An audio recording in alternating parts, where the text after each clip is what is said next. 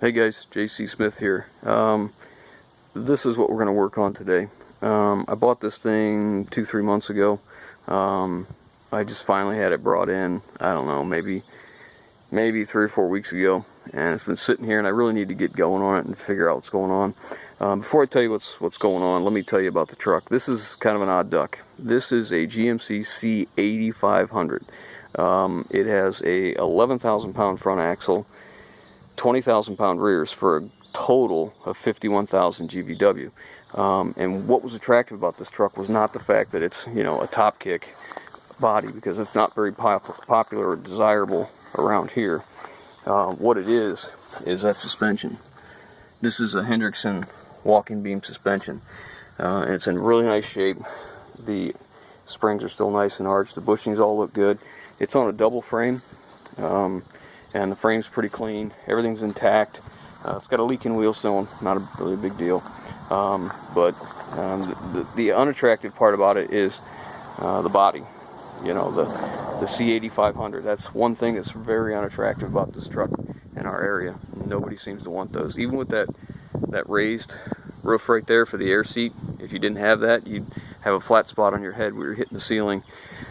So anyways, I bought this truck. It's got a 9-speed Eaton Fuller transmission in it, a twin shaft, true 9-speed, and it has a Caterpillar for an engine. When you see this truck, if you're familiar with medium-duty trucks and heavy trucks, this truck you expect to have something like a C10, or if it was a Cat, if it was something else, you might consider an 8.3 Cummins or something like that. That's what you'd expect to see in this size of truck. Let me show you what this truck has. Again, if you're not familiar with medium duties, I'll explain this to you why this is weird. That is a 230 horse Caterpillar 3116. That is, in a day, was not a desirable engine to most guys that I knew. And certainly not a desirable engine for this combination. This truck came from a potato farm, and it had a 20 some foot, 22, 24 foot dump bed on it. So you figure 52,000 pounds on this little Caterpillar. This truck has 164,000 miles on it. And I know they're accurate. We have documentation that shows it is. But I suppose it was okay because they used it only in the summertime and harvest season, right? Or in the fall, I suppose. But anyways, so the problem with this truck is it had sat, and I've seen it for sale over and over and over again, and it never sells. And then I went to go look at it, and what it was is it had ran and drove, and I'd seen it online running and driving, and then it just stopped. They couldn't get it started. So the first thing it did was, like everybody else, this tank was empty. They put fuel in it, and man, they filled it up. So they filled this tank up. So there's our first thing that we know they did. The problem is, I don't know if you can see this ground here.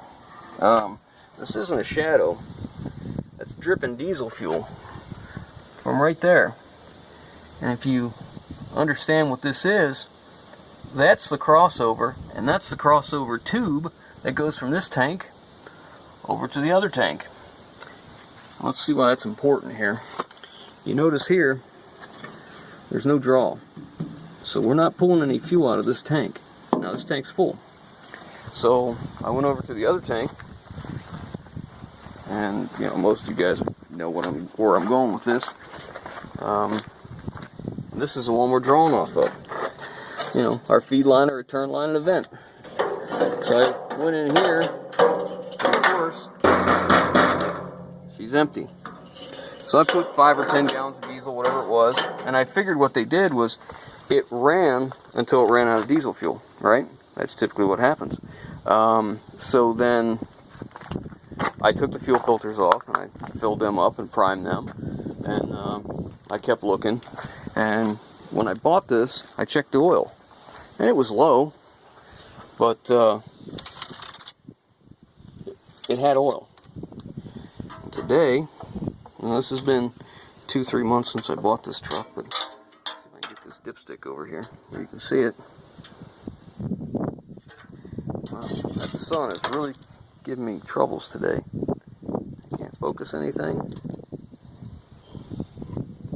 There we go. It's bone dry. The thing is bone dry, and that is the only oil spot on the concrete. So something weird's going on here. So I'm gonna have to get some oil in this thing before we do anything. We haven't tried cranking it over yet because we're just kind of getting into it. But I'll go get some oil and we'll fill it in, and I'll bring you back and see what we end up with. I got a little suspicion of what's going on because this is a cat reman pump. Excuse me, and that's not that old. So you know, the fear of this is somebody who's chasing a problem, and you just never know. Now let me back up what I'm telling you. I could care less about that engine. If I can get it to run, that's great. If I can't get it to run, I could care less. That around here is not an attractive engine. Majority of people don't want that engine. They'll take a 3126 or a C7 over that, and I don't want to see a C7. But anyhow, if I can get it to run, that's what we'll do. But I'm going to grab some oil, and hopefully this doesn't turn into a big fiasco, because I'm doing this to fill time, because I'm waiting on parts for the V10, and I was hoping I could get this truck up and going in the meantime and get it figured out, anything else it's going to need and what we're going to do. I'm parting this truck.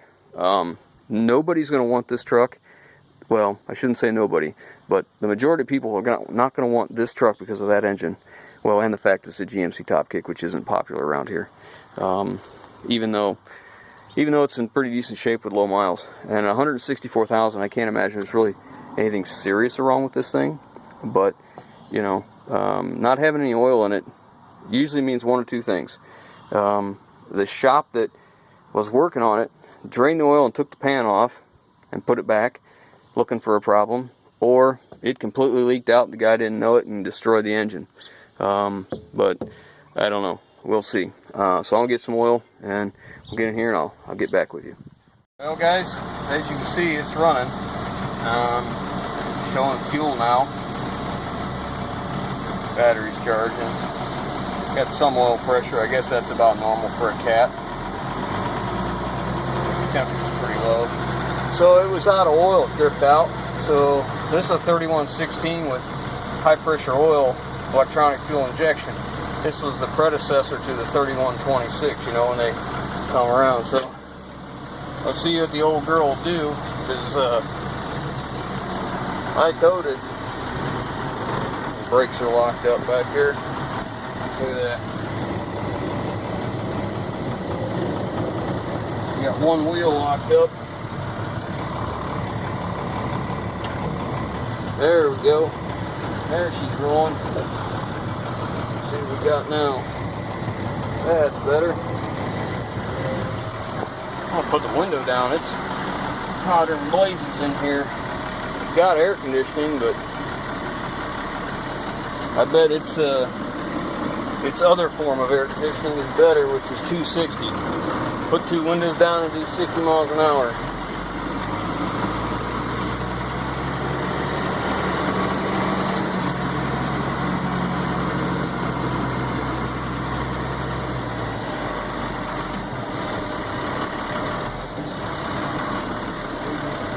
Bad thing is I'm backing onto our country road here. I can't see a cotton picking thing.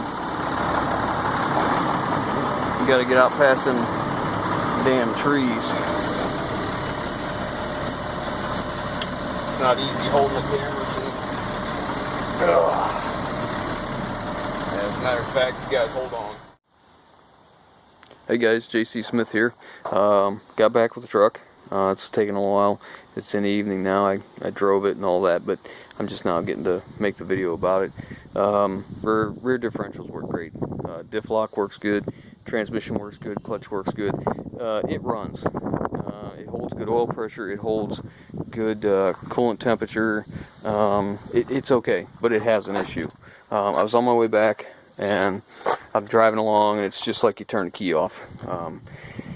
So something's going on, something goofy here, and I may be chasing something that somebody else has already tried, because you can see that that nice new harness there, and it plugs in over here. Well, there's a couple other things like crank sensor and a few other of the sensors on the engine that have been replaced, and of course that Huey pump's been replaced. Now this is a 3116, and this came two ways. This came as a full mechanical engine, and also came as a hydraulically controlled injection system.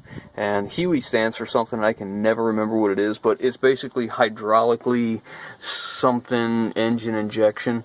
I don't recall. But anyways, so where we're at is the next step for me, and I'm not going to spend a ton of time on this because it's just not worth it. I do have a little bit of time to spare right now. I really don't, but I don't want to start another big project until I finish the V10. So next thing we're going to do, this is a lift pump, okay? It pulls, the way it does is there's a fuel line, and man, this is so hard to see, but the fuel line comes in this pump, in this filter here. The lift pump is pulling it, okay? This is the lift pump, kind of a plunger setup, and then it pumps it in this line, which is hard for you guys to see, but that goes into the head for the fuel rail. That's the rail that's internal in the head and goes to the injectors, okay? Now remember that, because we're going to come back to that. The Huey system takes engine oil from the oil pan right here. I think it comes from oil pan. I'm not certain, but it's engine oil. It's not pressurized. It sucks it up and it pumps it, okay? In here it pumps it from 0 to 3200 psi, I believe, and then it pumps it back out on this line you see right here coming up to the head. Now that goes into an oil galley to the injectors also. So the injectors have three different types of systems on them. They have, on the very top is an electrical solenoid. It's controlled by the ECM right here. And what that ECM does is it sits on top of it and it energizes a coil and does this and opens it for milliseconds, right? When it does that, it lets the high pressure oil from here, which usually takes about 700 or 800 psi just to start. So it'll take that into the injector, and that thing will open, and it'll put it into a chamber, and that chamber pushes down on a piston. That piston is pushing down on the lower chamber, which is fuel. So the fuel comes in the bottom, goes in the lower part of the injector, and then because the piston in the chamber is tapered and smaller than the upper, it intensifies. So that 700 psi here at idle would turn into, let me think here, I think it's 7 times, so 4,900 pounds maybe, and I'm not certain on those numbers, but it multiplies. Basically it's at 3,200 pounds, wide open throttle. On the fuel side it's like 21,000, so somewhere in that area, but you get the idea. So that piston is pushing down on the fuel ram in that chamber, and that's enough. That pressure lifts the valve seat, all right, lifts the needle off the seat, and then it sprays fuel. So that's how it works. So what I need to find out is, one, if we have fuel coming out of our lift pump. That's the first thing. If we do, I'm going to move on to the back of the head. There's a return line on the back of this head. And then what we'll do is we'll crack that loose. Actually, I'm going to do it simpler. I'm going to take the return line. I'm going to come over here, because there's nothing else that I know of in the path of return. It just comes out here. So we'll take the return loose right here. We'll pull it over. We'll put it in something clear, and we'll look for bubbles. If there's air bubbles, that means we're sucking air, and we won't have enough pressure. And I think this system needs 29 to 40 is the scale. I think is what we need. I think it's 29 to 40 pounds to feed all 6 injectors. Okay, so if we have air bubbles coming into that return line I showed you, then somewhere around here the pump can't work right because we're sucking air. Okay, I don't think that's the case. That's not what I think it is. So the next thing we're going to check is I have an adapter that I've used before. This Huey system, Caterpillar came up with and then sold rights to Power Stroke, to Ford and International to use for the Power Stroke. So this was their design. So the next thing I need to do is I have an adapter made for that shiny harness right there. What that is this pressure pump right? Makes pressure, sends it in the head. This monitors the pressure. Okay, the computer says, hey, at this RPM and this load, we need this much pressure in this oil rail. This tells it, yes, that's what we have. If you can see, right back in here, you see that silver thing right there with the plug on top? That's the regulator. So what happens is, the computer sends a signal to that regulator, which controls how much pressure goes in that rail, based on idle, whatever percentage of throttle, any of that stuff. So I have an adapter that I can put into this sensor over here that will tell me exactly what the rail pressure is. And I think we need that because I'm thinking we have either a fuel pressure problem or an oil pressure problem, or we have an electrical problem. And quite honestly, I think it's electrical because it just shuts off. And these don't have a fuel shut off. The fuel is shut off by the ECM, it just stops the injectors. So for it to shut off just like it did, it could be one of several things. It could be we have a crank sensor problem, we have a wiring problem, we have an ECM problem, we have an ignition problem going to the ECM, or we have it chewed through wire. So you see how this could get pretty complicated. And again, this engine is not worth it. I'm going to spend one more day on this. If I can't get it figured out by the end of the day, of course I have other things going on during the day too, so it's not really truly a full day. But I will close the book on it. It runs, we know it runs, and someone else can have it for parts as a core or whatever. But anyhow, so I don't think it's a high pressure oil, but I could be wrong, and that's why we do tests. So when I put my gauge, my pressure gauge up in this, I'm going to remove that sensor, I'm going to put my hose in there and my pressure gauge, and I'm going to crank it.